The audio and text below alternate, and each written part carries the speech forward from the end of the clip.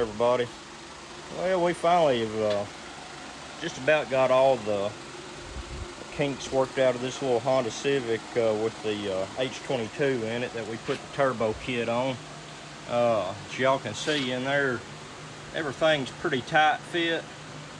But anyhow, we finally got it. Drove it down the road a while ago. It does pretty good. It's going to have to be tuned to accept all the extra air that it's getting. But anyways, everything in there is it was a tight fit. There ain't very much room at all between the radiator and the downpipe there. And I had to build this little wastegate pipe that don't look the best, but it'll do the job. But anyway, we'll put a little video of it running and driving down the road here in a minute.